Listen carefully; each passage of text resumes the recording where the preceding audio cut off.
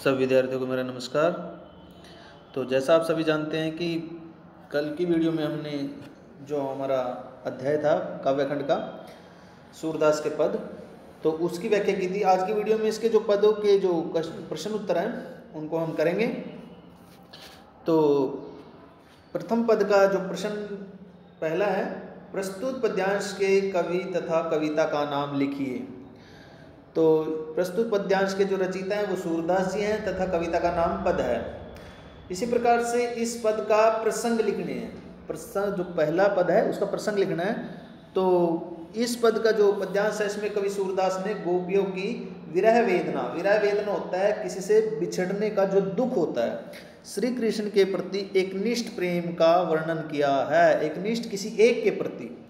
इन पंक्तियों में गोपियां उद्धव पर व्यंग्य कर रही हैं। व्यंग्य होता है कटाक्ष। प्रश्न नंबर तीसरा है, उद्धव तुम हो अति बड़भागी में निहित व्यंग्य स्पष्ट कीजिए। तो यहाँ गोपियां उद्धव पर व्यंग्य कर रही हैं, कटाक्ष कर रही हैं। वास्तव में वे कहना चाहते हैं कि तुम तो बड़े भाग्यहीन हो। भाग्यशाली से तात्पर्य भाग्यहीन होना है। श्री कृष्ण साक्षात ईश्वर का रूप है, फिर भी तुम निर्गुण ब्रह्म को खोज रहे हो और उन्हें साधारण व्यक्ति मान रहे हो। प्रश्न नंबर चौथा है, गोपियों ने किसके प्रति अपना प्रेम भाव व्यक्त किया है।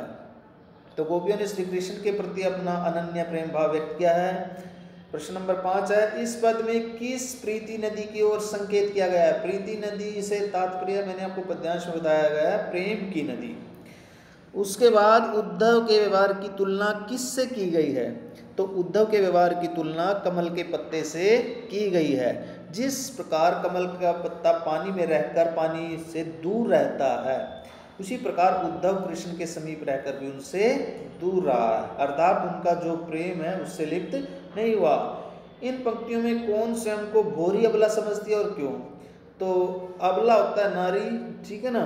तो इन पंक्तियों में गोपियां स्वयं को भोरी अबला समझती है क्योंकि उन्हें लगता है कि श्री कृष्ण ने उन्हें प्रेम में झूल लिया है।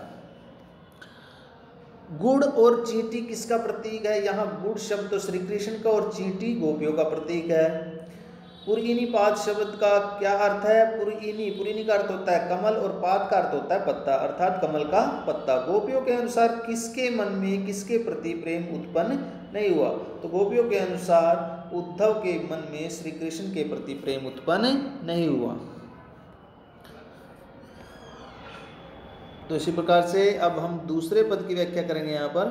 तो प्रस्तुत पद्यांश के जो कवि तथा कविता का नाम, प्रस्तुत पद्यांश के जो कवि हैं वो सूरदास जी हैं तथा कविता का नाम पद है। इस पद्यांश का इसमें प्रत्येक पद के नीचे ऐसे ही प्रश्न बनेगा कि इस पद के कवि तथा कविता का नाम लिखिए। उसके बाद है, गोपियाँ जहाँ गुहार लगाना चाहती थी वहाँ से क्या संदेश आया है। गोपियाँ श्री कृष्ण के पास गुहार लगाना चाहती थी परंतु वहाँ से उन्हें योग साधना करने का संदेश आया है। गोपियों ने किस मर्यादा की बात कही है। गोपियों ने श्री कृष्ण से प्रेम की मर्यादा का पालन करने की बात कही है। हालांकि उनकी दृष्टि में कृष्ण ने अपनी प्रेम मर्यादा का उल्लंघन किया है, अपनी प्रेम मर्यादा को तोड़ा है। योग संदेश सुनकर गोपियों की क्या हालत होती है। तो योग संदेश सुनकर गोपियाँ जो हैं वो श्री कृष्ण की विरह होता है उनकी याद, ठीक है ना, बिछुड़ने का जो दुख होता है, गम होता है, उसमें जलने लगती हैं। इस काव्यांश में गुहारी का क्या अर्थ है। तो इस जो काव्यांश है इसमें गुहारी शब्द का अर्थ होता है सहायता के लिए पुकारना। गोपियों का धैर्य खत्म क्यों हो रहा था। मथुरा जाते समय श्री कृष्ण वापस आने की जो एक को अवधि समय देकर गए थे, इसलिए वे उस अवधि के समय पर वापस नहीं आए। तो इसलिए वे धैर्य का इंतजार कर रही थी, परंतु अब उन्होंने गोपियों के लिए योग का संदेश भेज दिया था, इसलिए उनका धैर्य जो है वो खत्म या समाप्त हो रहा था। गोपियों को क्या प्रिय है और क्या अप्रिय है। गोपियों को श्री कृष्ण की एकनिष्ठ भक्ति व प्रेम प्रिय है। उन्हें निर्गुण ईश्वर का संदेश अप्रिय लगता है, जो प्रिय ना हो। तो विरहिणी कौन है और उनके विषय में क्या कहा गया है। गोपियां ही विरहिणी हैं और अब श्री कृष्ण की विरह रूपी आग में जल रही हैं, बिछड़ने रूपी। यहाँ कौन सी धारा की बात कही गई है। यहाँ श्री कृष्ण द्वारा भेजे गए योग संदेश रूपी धारा की बात कही गई है। तीसरे में इसी प्रकार से गोपियों ने कृष्ण को किस प्रकार पकड़ा हुआ है, तो इसमें एक पक्षी का उदाहरण दिया गया था कि गोपियों ने श्री कृष्ण को उसी प्रकार से पकड़ा हुआ है, उसी प्रकार से पकड़े हुए हैं जिस प्रकार से हारिल नामक एक पक्षी होता है और वो अपने पंजों में एक लकड़ी को दबाए रहता है, उसी प्रकार से हारिल पक्षी की तरह गोपियां जो है उनको मन से, वचन से, क्रम से पकड़े हुए हैं। गोपियां सोते जागते किसका ध्यान करती हैं और क्यों? गोपियां सोते जागते श्री कृष्ण का ध्यान करती हैं, क्योंकि श्री कृष्ण से उन्हें अनन्य प्रेम था, बहुत ज़्यादा प्रेम था। तो कवि ने इस पद्यांश में करवी ककरी किसे कहा है? इस पद्यांश में कवि ने करवी ककरी उद्धव द्वारा दिए गए योग संदेश को कहा है, क्योंकि उसका यह संदेश गोपियों को कड़वी ककड़ी के स्वाद की तरह कड़वा लग रहा था।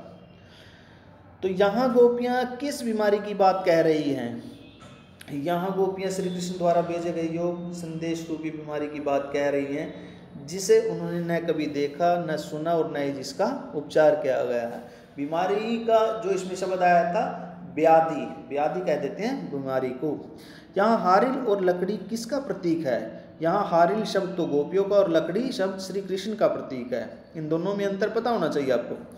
गोपी के अनुसार किसका मन चंचल है और क्यों? गोपियों के अनुसार श्री कृष्ण का मन चंचल है, क्योंकि मथुरा जाने के बाद वे गोपियों को भूलकर उपजा से प्रेम करने लगे थे। चतुर्थ के देखिए उसके बाद पद्यांश। तो गोपियों ने ऐसा क्यों कहा कि श्री कृष्ण ने राजनीति की शिक्षा प्राप्त कर ली है? श्री कृष्ण ने मथुरा जाकर गोपियों को प्रेम के बदले योग साधना का संदेश भेजा। इससे गोपियों को लगा कि जैसे श्री कृष्ण उनके साथ कुटिल व्यवहार कर रहे हैं, चूंकि वे अब मथुरा के राजा बन चुके थे या बन चुके हैं, इसलिए उन्होंने कहा है कि श्री कृष्ण ने राजनीति की शिक्षा प्राप्त कर ली है। चतुर्थ है कि गोपियों ने राजधर्म के बारे में क्या कहा है? तो गोपियों ने कहा है कि राजा का यही धर्म होता है कि वह अपनी प्रजा को न सताए, उनके हित का, उनके भले का ध्यान रखे। गोपियां अपने मन के विषय में क्या कह रही हैं? गोपियां कह रही हैं कि श्री कृष्ण मथुरा जाते समय हमारे जिस मन को अपने साथ चुरा कर ले गए थे, उसी मन को दोबारा प्राप्त कर लेंगी। गोपियों ने उद्धव पर क्या व्यंग्य किया है? गोपियां उद्धव को पहले से ही भला आदमी कहकर उन पर व्यंग्य करती हैं, कटाक्ष करती हैं और कहती हैं कि वे दूसरे के कल्याण के लिए मथुरा से यहाँ दौड़ते हुए आए हैं। इन पंक्तियों में किसने और किस पर अन्याय करने की बात कही गई है? इन पंक्तियों में श्री कृष्ण द्वारा गोपियों पर अन्याय करने की जो बात है वो कही गई है। गोपियों के अनुसार किसने और किसे ग्रंथ पढ़ा दिए गए हैं? गोपियों के अनुसार उद्धव ने श्री कृष्ण को राजनीतिक ग्रंथ पढ़ा दिए गए हैं। अंतिम प्रश्न है, गोपियों ने किस आधार पर और किसकी बुद्धि बढ़ जाने की बात कही है? गोपियों ने श्री कृष्ण द्वारा योग संदेश भेजने की घटना के आधार पर श्री कृष्ण की बुद्धि जो है वो बढ़ जाने की बात कही है। तो इन सभी प्रश्नों को सभी विद्यार्थी अपनी कॉपी में लिखेंगे और याद करेंगे। धन्यवाद।